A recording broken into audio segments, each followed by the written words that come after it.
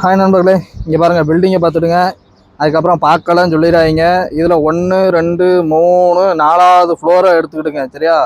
ஏன்னா நாம் இன்றைக்கி பார்க்க போகிற படம் வந்து 4th ஃப்ளோர்னு ஒரு படம், சரிங்களா? 4th ஃப்ளோர்னு ஒரு படம்.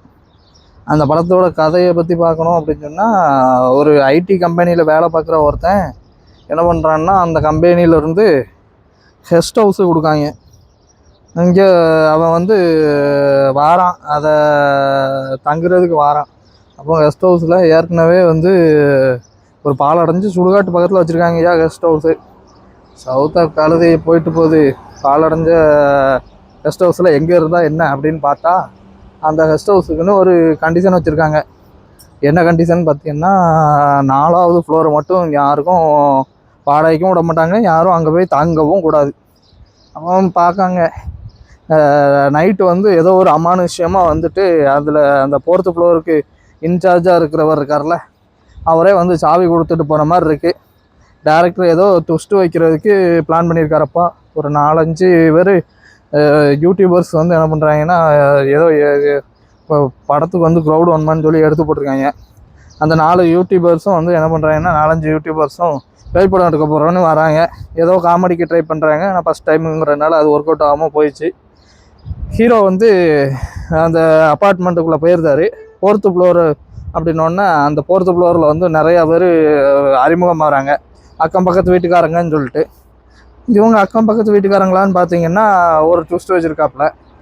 அங்கே அக்கம் பக்கத்தில் உள்ளவங்கெல்லாம் வந்து செத்து ரொம்ப வருஷம் ஆச்சு.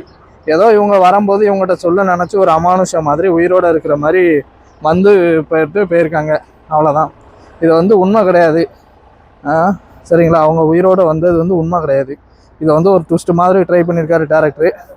ஆனால் அது ட்விஸ்ட்டு மாதிரி தெரியல, நமக்கு புரியாத மாதிரி தருது. அதுக்கப்புறம் வந்து என்ன நடந்துச்சு அப்படின்னு பார்த்தீங்கன்னா, நம்ம இந்த இதெல்லாம் வந்து அவர் சொல்கிறாரு, ஏதோ ஒரு கனவு மாதிரி வருது அப்படின்னு சொல்லிட்டு ஒரு 4-5 பேர் வந்து அடிக்க வர்றாங்க. அடிக்க வரும்போது அந்த 4th ஃப்ளோரை காலி பண்ண சொல்லி அடிக்க வராங்க. அப்படி அடிக்க வரும்போது என்ன பண்ணுறாருன்னா, இவர் அவங்கள திரும்ப அடிக்கார். திரும்ப அடிக்கும்போது ஒருத்தன் வீடியோ எடுக்கான். பார்த்தா அந்த வீடியோவில் அந்த 4 பேர் இல்லை, இவர் மட்டும் சும்மா கிடந்து கையை காலை ஆட்ட இடக்காரு. அப்போ கூப்பிட்டு சொல்கிறாங்க, தலைவரை நீங்கள் வந்து ஏதோ பிரமையில் இருக்கீங்க, டாக்டரை போய் பாருங்கள் அப்படின்னு. அந்த இடத்துல இவர் சொல்கிறாரு, ஐயோ நான் பார்த்ததெல்லாம் உண்மை அப்படின்னு சொல்லிட்டு, இது இறந்த பிரேதம் வந்து ஏதோ சொல்ல நினைக்கிது போல் அப்படின்னு சொல்லிட்டு அதுக்கப்புறம் வந்து பார்க்காங்க. அதாவது இவரோட லவர் வந்து ப்ரெக்னெண்ட்டாக இருக்கும்போது இவரை பிரிஞ்சு போயிடுறாங்க. பிரிஞ்சு போயிட்டு என்ன பண்ணுறாங்க அப்படின்னு சொன்னால்,